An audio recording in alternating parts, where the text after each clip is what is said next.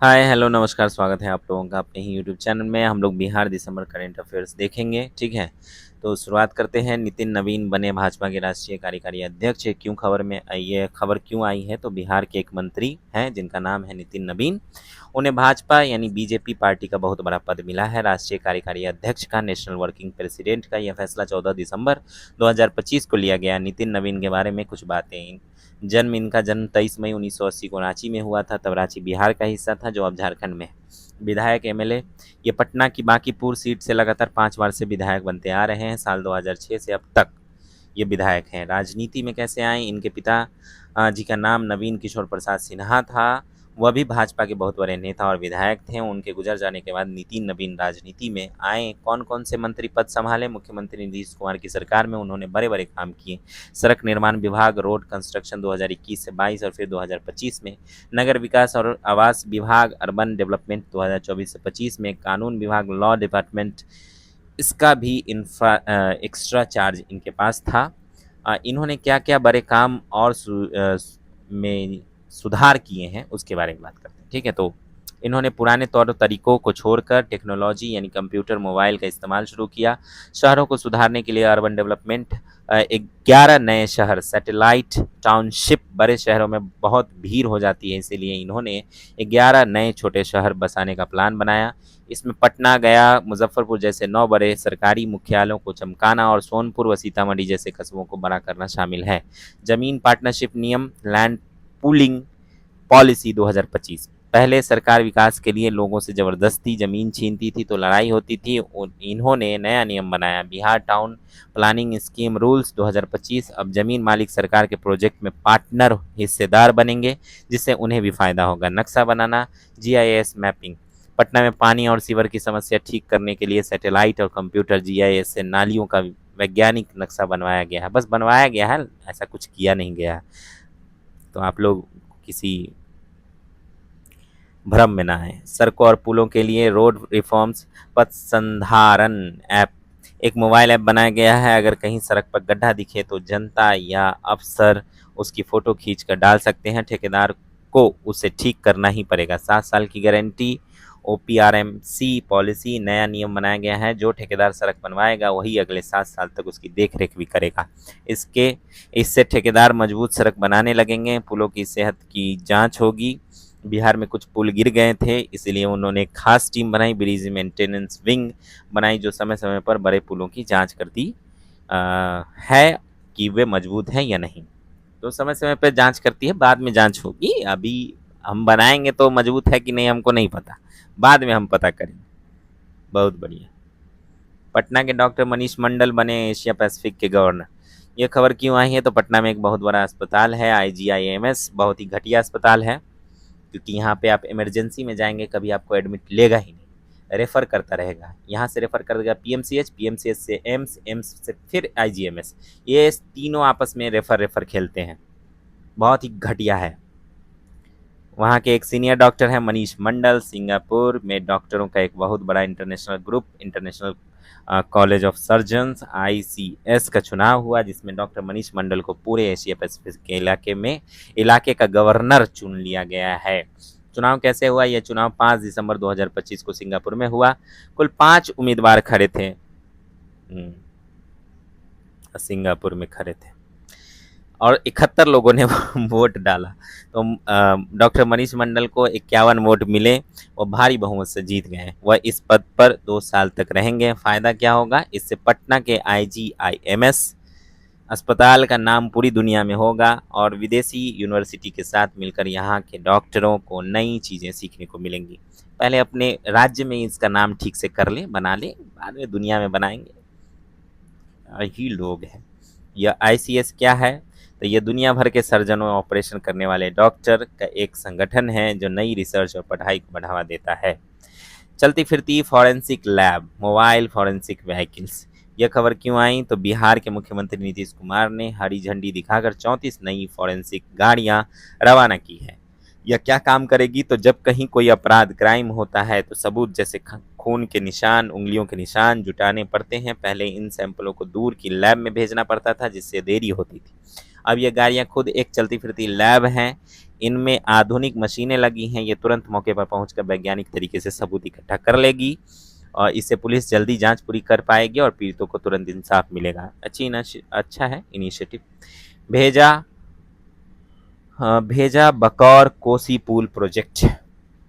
यह खबर क्यों आई? तो उत्तर बिहार में कोसी नदी पर एक बहुत बड़ा पुल 13.3 किलोमीटर लंबा बनकर तैयार होने वाला है। इस पुल की खास बात क्या है? कोसी नदी इसे बिहार का शोक शहरों ऑफ बिहार कहते हैं, सोरो ऑफ बिहार। तो क्योंकि इसमें बहुत बाढ़ आती है, ये तिब्बत से निकलकर नेपाल होते हुए बिहार आती है और कटिहार के पास गंगा नदी में मिल जाती है। दूरी होगी कम। इस पुल के बनने से मधुबनी और सुपौल के बीच का रास्ता 44 किलोमीटर कम हो जाएगा।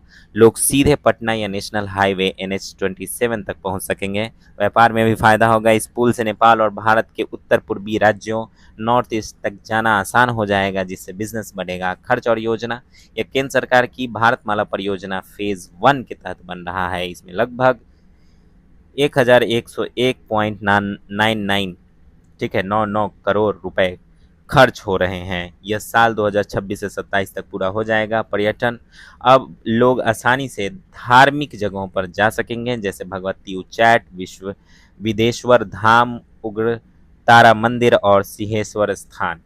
Bihar at 2047 vision conclave business meeting. यह खबर क्यों आई है? तो बिहार सरकार ने कर्नाटक के बेंगलुरु शहर में एक बहुत बड़ी मीटिंग रखी, जिसका नाम था बिहार एट 2047 यानी बिहार 2047 में विजन कॉन्क्लेव।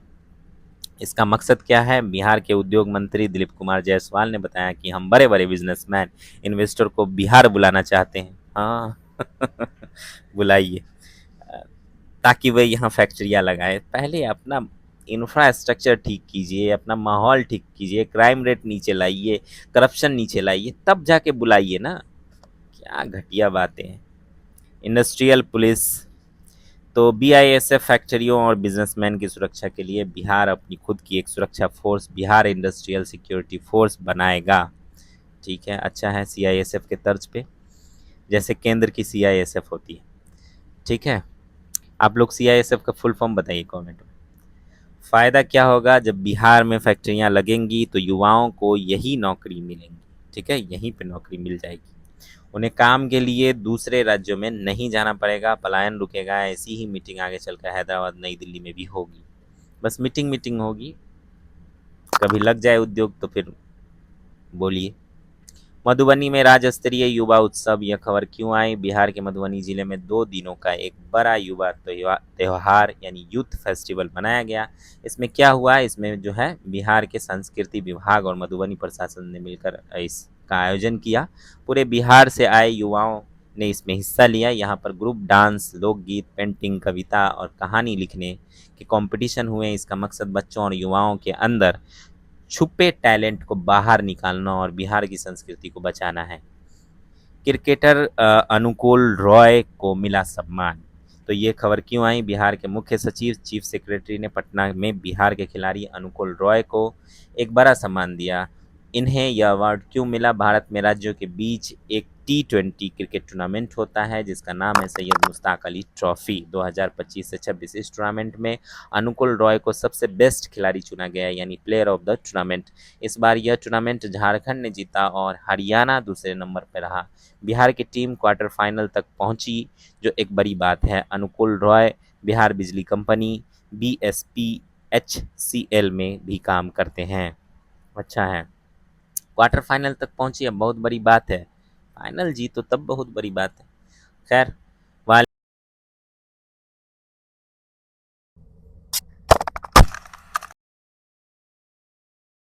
तो वाल्मीकि टाइगर रिजर्व में बांस की झोपड़ियां, इको टूरिज्म। यह खबर क्यों आई है? तो बिहार के इकलौते टाइगर रिजर्व बाघों को बचाने का जंगल वाल्मीकि टाइगर रिजर्व में पर्यटकों के रहने के लिए इको फ्रेंडली बांस के घर, बम्बो हट्स बनाए जाएंगे। हट्स का मतलब होता है झोपड़ी। ठीक है, तो इससे क्या फायदा होगा? ये घर पर्यावरण को नुकसान नहीं पहुंचाते और देखने में बिल्कुल प्राकृतिक लगते हैं। इन्हें बनाने और चलाने में स्थानीय गांव वालों को काम मिलता है, जिससे उनकी कमाई होती है। वाल्मीकि टाइगर रिजर्व के बारे में देखें तो यह बिहार के पश्चिमी चंपारण में भारत और नेपाल के बॉर्डर पर है। इसे 1994 में टाइगर रिजर्व बनाया गया था। इसके पास से गंडक नदी बहती है और इसकी सीमा नेपाल के चितवन नेशनल पार्क से मिलती है। खड़गपुर झील में वोटिंग नाव की सवारी शुरू। तो यह खबर क्यों आई है? बिहार के मुंगेर जिले में एक खूबसूरत झील है खड़गपुर झील। वहां बिहार के उप मुख्यमंत्री सम्राट चौधरी ने, अभी मुख्यमंत्री हैं, ठीक है, नाव चलाने यानी बोट राइड की सुविधा की शुरुआत की है। यह जगह क्यों खास है? खड़गपुर झील अपने घने जंगलों, सुंदर नज़ारों और गर्म पानी के झरनों, हॉट स्प्रिंग्स के लिए जानी जाती है। मुंगेर में और भी कई प्रसिद्ध गर्म पानी के कुंड हैं, जैसे भीम बांध, श्री कुंड, लक्ष्मण कुंड, रामेश्वर कुंड, सीता कुंड, भरारी कुंड और पंचतर कुंड। यहाँ बोटिंग शुरू होने से टूरिस्ट आएंगे और स्थानीय लोगों को रोजगार मिलेगा। आईआईटी पटना को मिला सुपर कंप्यूटर परम रुद्र। तो ये खबर क्यों आई? बिहार के सबसे बड़े पढ़ाई के केंद्र आईआईटी पटना में बिहार का पहला सुपर कंप्यूटर लगाया गया है, जिसका नाम है परम रुद्रा। सुपर कंप्यूटर क्या होता है? तो यह आम कंप्यूटर जैसा नहीं होता, यह करोड़ों कंप्यूटर के बराबर अकेले और बहुत तेजी से काम कर सकता है। इसे भारत के राष्ट्रीय सुपर कंप्यूटिंग मिशन यानी एनएसएम के तहत बनाया गया है। खास बात यह है कि इसे पूरी तरह भारत में ही डिजाइन और तैयार किया गया है, मेड इन इंडिया है। इसका इस्तेमाल कहाँ होगा? इसका इस्तेमाल अंतरिक्ष विज्ञान, मौसम की जानकारी, नई दवाइयों की खोज, रोबोटिक्स, आर्टिफिशियल इंटेलिजेंस और बड़ी बड़ी वैज्ञानिक रिसर्च में होगा। बात करेंगे राष्ट्रीय खबर नेशनल न्यूज की। भारत करेगा पारंपरिक चिकित्सा पर दूसरे ग्लोबल समिट की मेजबानी।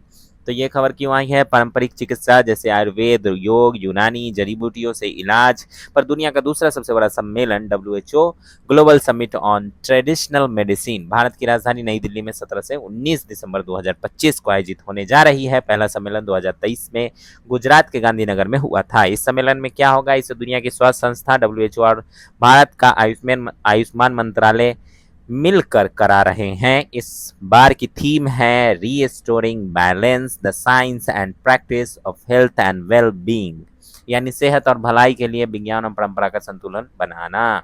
इसमें 100 से ज्यादा देशों के बड़े नेता और डॉक्टर आएंगे। वे चर्चा करेंगे कि कैसे जड़ी बूटियों और पारंपरिक तरीकों को आधुनिक विज्ञान के साथ मिलाकर बीमारियों को ठीक किया जाए।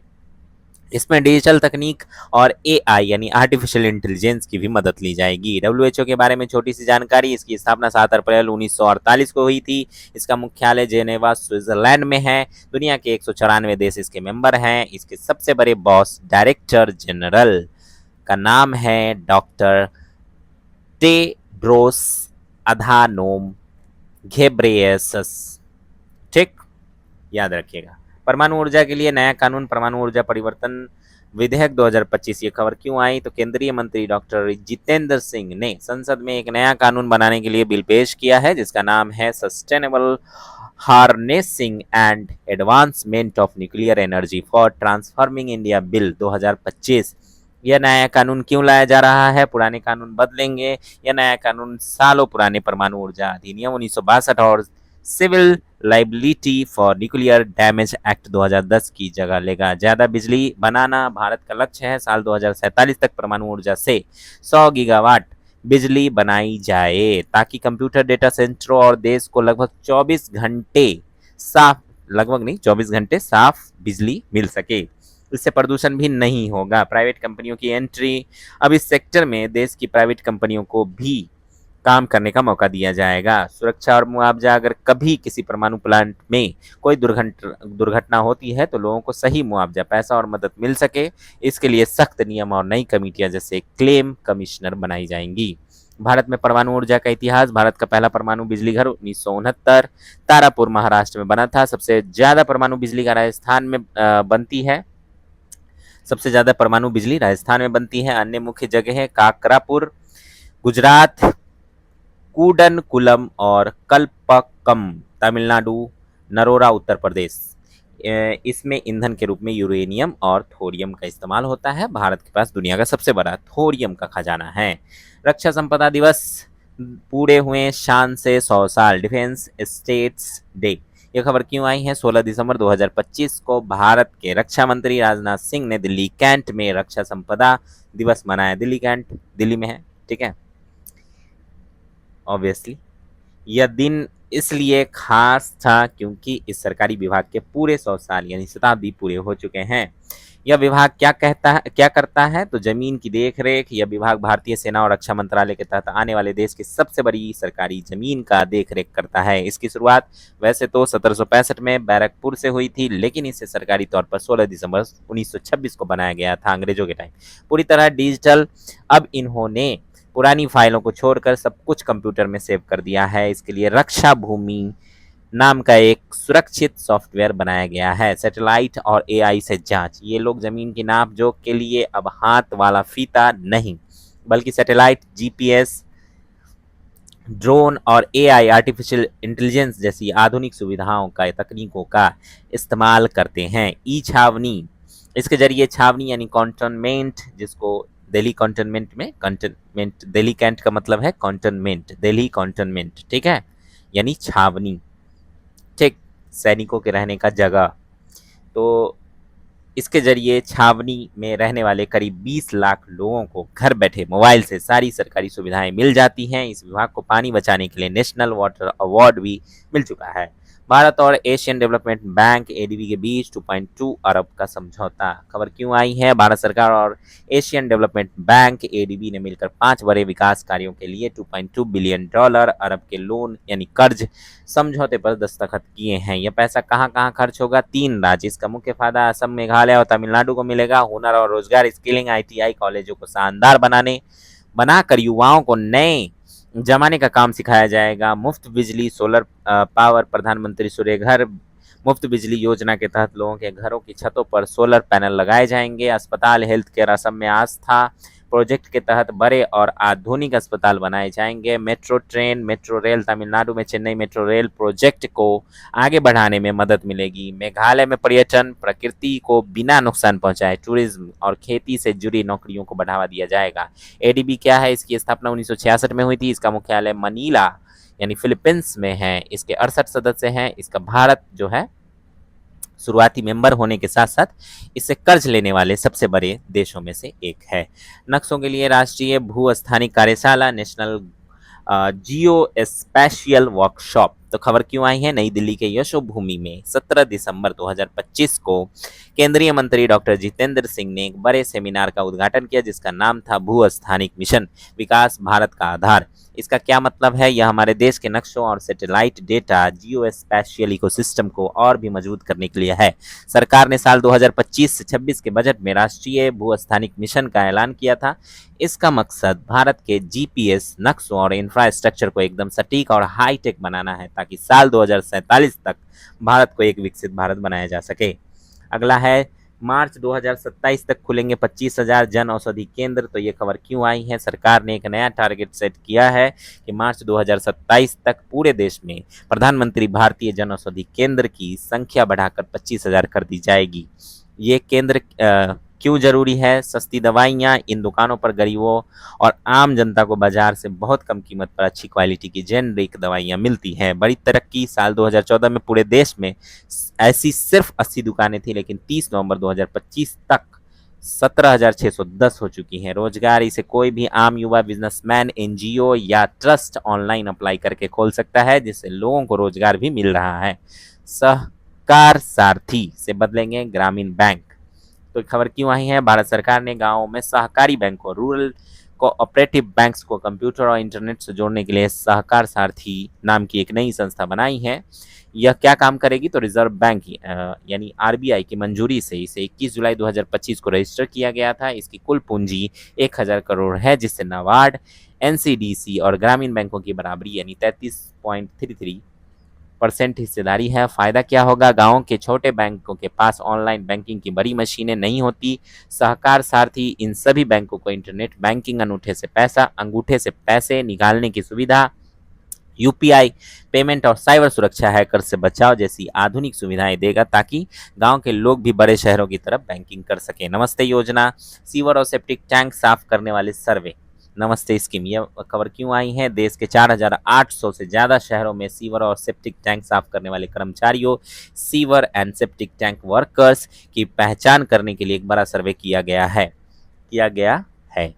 इसका मकसद क्या है? जान बचाना। सरकारी आंकड़ों के मुताबिक साल 2019 से 25 के बीच गंदे नालों और सेप्टिक टैंकों की जहरीली गैस के कारण 471 सफाई कर्मचारियों की जान जा चुकी है। मशीनों से सफाई कानूनन मैनुअल स्कैवेंजर्स एक्ट 2013 इंसानों का बिना सुरक्षा के गंदे गटर में उतरना पूरी तरह मना है। इसीलिए नमस्ते योजना के तहत इंसानों की जगह मशीनों से सफाई, मैकेनाइज्ड क्लीनिंग को बढ़ावा दिया जा रहा है ताकि किसी की जान न जाए। मदद और ट्रेनिंग। इसके तहत कर्मचारियों को गटर साफ करने वाली गाड़ियां और मशीनें खरीदने के लिए सरकार पैसे यानी सब्सिडी और ट्रेनिंग देती है। यह स्वच्छ भारत मिशन 2.0 का भी एक बड़ा हिस्सा है।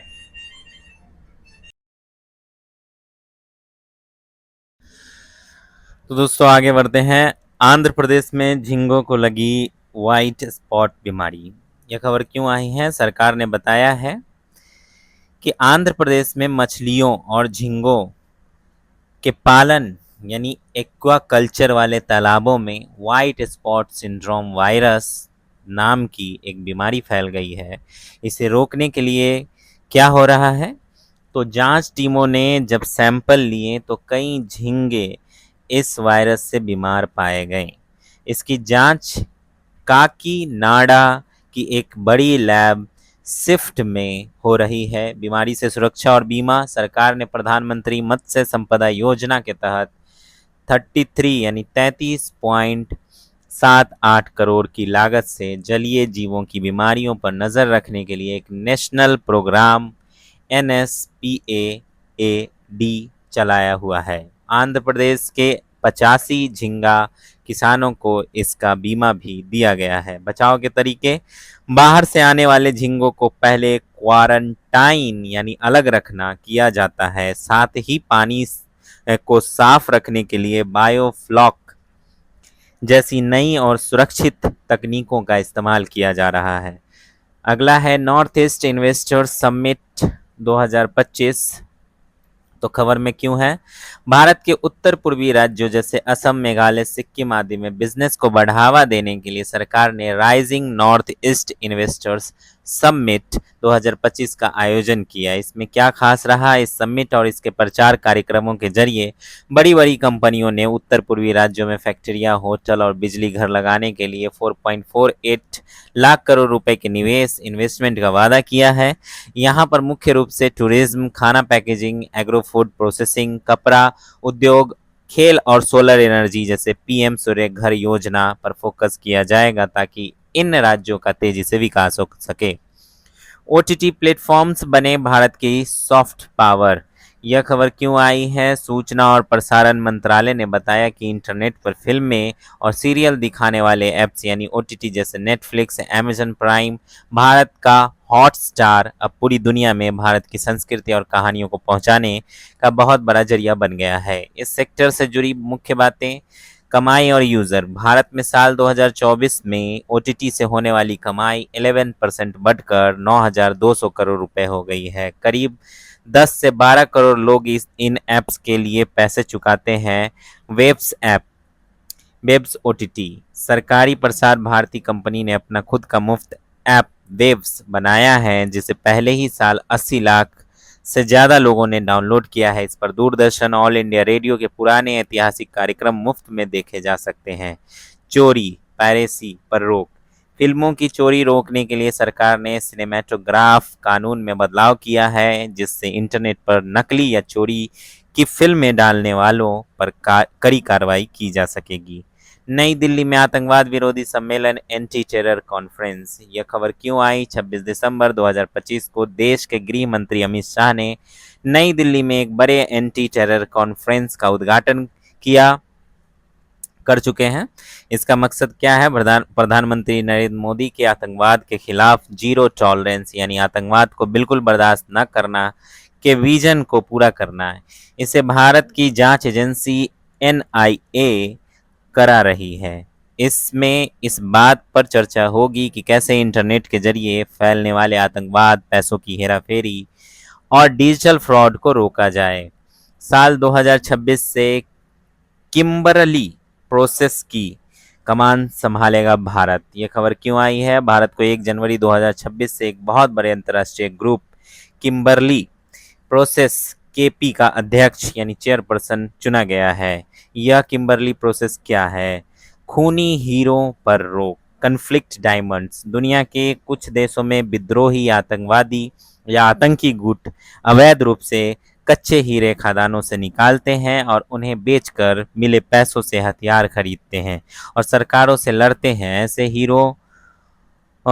हीरो डायमंड्स को कॉन्फ्लिक्ट डायमंड या ब्लड डायमंड, खूनी हीरे कहा जाता है। सर्टिफिकेट नियम। किम्बरली प्रोसेस का काम यह पक्का करना है कि दुनिया के बाजारों में बिकने वाला कोई भी हीरा खूनी या अवैध न हो। इसके लिए साल 2003 में संयुक्त राष्ट्र की देखरेख में एक सर्टिफिकेट सिस्टम शुरू किया गया था। भारत का रोल दुनिया के 60 से ज़्यादा देश यानी 60 से अधिक देश जो है इसके मेंबर हैं। अब भारत बहुत बड़े पैमाने पर हीरों की यानी डायमंड्स की कटिंग और पॉलिशिंग करता है। इसलिए भारत को तीसरी बार, इससे पहले 2008-2019 में इसकी जिम्मेदारी सौंपी गई थी। वीरबाल दिवस, छोटे वीरों की बड़ी कुर्बानी। यह खबर क्यों आई है? महिला एवं बाल विकास मंत्रालय ने ऐलान किया है कि हर साल 26 दिसंबर को पूरे देश में वीर बाल दिवस मनाया जाएगा। यह दिन छोटे बच्चों की बहादुरी और उनके अच्छे संस्कारों को याद करने के लिए है। यह दिन क्यों मनाया जाता है? साहिबजादों का बलिदान। यह दिन सिख धर्म के 10वें गुरु गुरु गोविंद सिंह के छोटे बेटों साहिबजादों को याद करने के लिए मनाया जाता है। साल 1705 में उन्होंने जबरदस्ती धर्म बदलने के खिलाफ लड़ाई लड़ी और अपनी जान की बाजी लगा दी, लेकिन झुके नहीं। प्रधानमंत्री राष्ट्रीय बाल पुरस्कार। इसी मौके पर भारत की राष्ट्रपति द्रौपदी मुर्मू दिल्ली के विज्ञान भवन में बहादुर और टैलेंटेड बच्चों को यह पुरस्कार देंगी। इस बार देश के 18 राज्यों और केंद्र शासित प्रदेशों से 20 बच्चों को उनकी बहादुरी, कला, विज्ञान, समाज सेवा, पर्यावरण और खेल में अनोखे काम के लिए चुना गया है। अगरबत्ती के लिए नया सरकारी नियम, न्यू BIS स्टैंडर्ड। यह खबर क्यों आई है? केंद्रीय मंत्री प्रहलाद जोशी ने राष्ट्रीय उपभोक्ता दिवस 2025 के मौके पर दिल्ली के भारत मंडपम में अगरबत्ती इंसेंस स्टिक्स के लिए एक नया सरकारी नियम यानी BIS स्टैंडर्ड जारी किया है। इससे क्या फायदा होगा? नियम का नाम, इससे IS 19412